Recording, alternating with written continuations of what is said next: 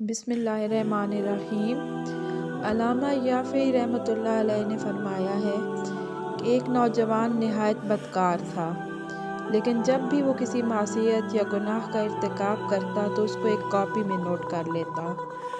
ایک دفعہ کا واقعہ ہے کہ ایک نہایت غریب عورت، اس کے بچے 3 دن سے بھوکے تھے، بچوں کی پریشانی برداشت نہ کر سکی تو اس نے اپنے پڑوسی سے ایک عمدہ ریشم کا جوڑا ادھار لیا اور اسے پہن کر نکلی تو اس نوجوان نے اسے دیکھ کر اپنے پاس بلا لیا، لیکن جب اس کے ساتھ بدکاری کا ارادہ کیا تو عورت روتی ہوئی تڑپنے لگی اور کہا کہ میں فاحشہ نہیں ہوں، میں بچوں کی پریشانی کی وجہ سے اس طرح نکلی ہوں، جب تم نے مجھے بلایا تو مجھے خیر کی امید ہوئی۔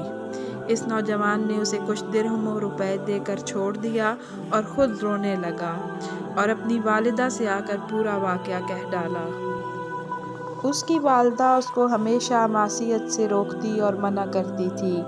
آج یہ خبر سن کر بہت خوش ہوئی اور کہا، بیٹا، تو نے زندگی میں یہی ایک نیکی کی ہے، اس کو بھی اپنی کاپی میں نوٹ کر لے۔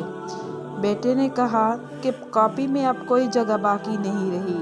والدہ نے کہا کہ کاپی کے حاشیہ پر نوٹ کر لے۔ چنانچہ حاشیہ پر نوٹ کر لیا اور نہایت غمگین ہو کر سویا۔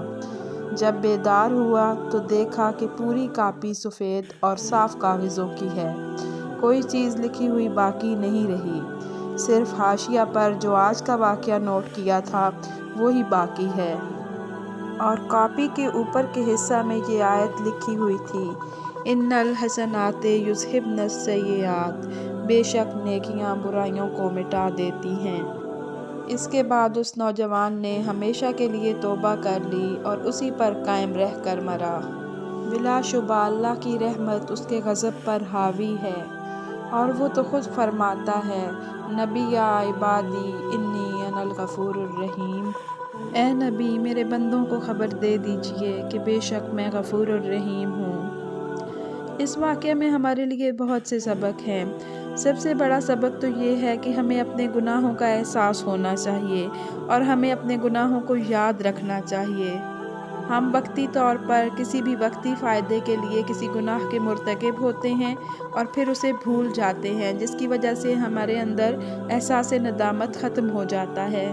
لیکن ہم بھی اس نوجوان کی طرح اگر اپنے گناہوں کو کسی کاپی یا ڈائری میں نوٹ کرنا شروع کر دیں تو ہمارے لیے بھی اپنے گناہوں کو یاد رکھنا، پھر ان پہ شرمندہ ہونا اور اللہ سے ان کے لیے معافی طلب کرنا آسان ہوگا۔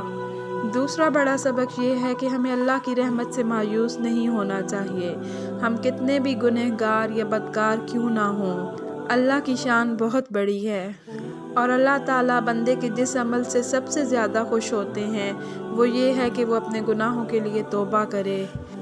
اللہ تعالیٰ ہمیں بھی اپنے گناہوں کو یاد رکھنے، ان پہ نادم ہونے اور ان کی معافی طلب کرنے کی توفیق عطا فرمائے، آمین۔